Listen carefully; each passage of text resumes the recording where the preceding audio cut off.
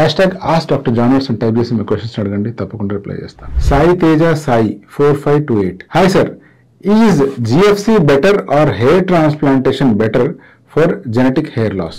Genetic hair loss వచ్చినా, hereditary hair loss వచ్చినా, వంశపారంపర్యంగా మీకు బట్టలు వచ్చినా, వీటన్నిటికీ గోల్డ్ స్టాండర్డ్ ట్రీట్మెంట్ ఏమైనా ఉంది అంటే అది హెయిర్ ట్రాన్స్ప్లాంటేషన్ మాత్రమే.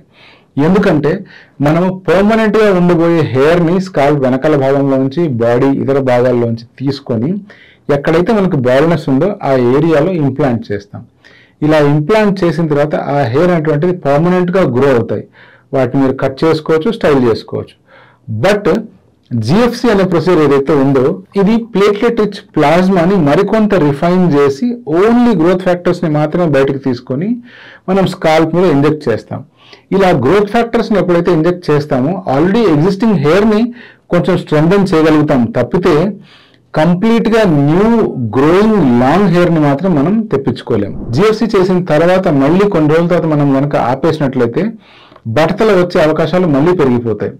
అదే హెయిర్ ట్రాన్స్ప్లాంటేషన్ చేసిన తర్వాత ఏ ఏరియాలో అయితే హెయిర్ ట్రాన్స్ప్లాంటేషన్ చేస్తామో ఆ ఏరియాలో ఈ హెయిర్ పర్మనెంట్గా లైఫ్ లాంగ్ పెరుగుతూనే ఉంటాయి, రాలిపోయినా కూడా మళ్ళీ కొత్తగా మొలుస్తూనే ఉంటాయి. కాబట్టి ఇది ఒక పర్మనెంట్ సొల్యూషన్. ఒక పర్మనెంట్ సొల్యూషన్ అయిన హెయిర్ ట్రాన్స్ప్లాంటేషన్ని ఒక టెంపరీ సొల్యూషన్ ఇచ్చే జిఎఫ్సితో కంపేర్ చేయడం సరికాదు. ఎవరికైతే టెంపరీ హెయిర్ లాస్ అవుతుందో అటువంటి వాళ్ళకి జిఎఫ్సి కరెక్ట్గా పనిచేస్తుంది.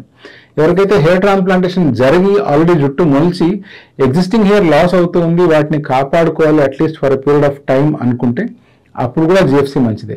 కానీ ఒక వ్యక్తికి బట్టతల వచ్చేసింది, అతనికి జుట్టు మొలిపించుకోవాలి, మళ్ళీ ఒక హెయిర్ స్టైల్ తీసుకొని రావాలి, హెయిర్ లెంత్ పెరగాలి అంటే మాత్రం హెయిర్ ట్రాన్స్ప్లాంటేషన్ ఒక్కటే మార్గం.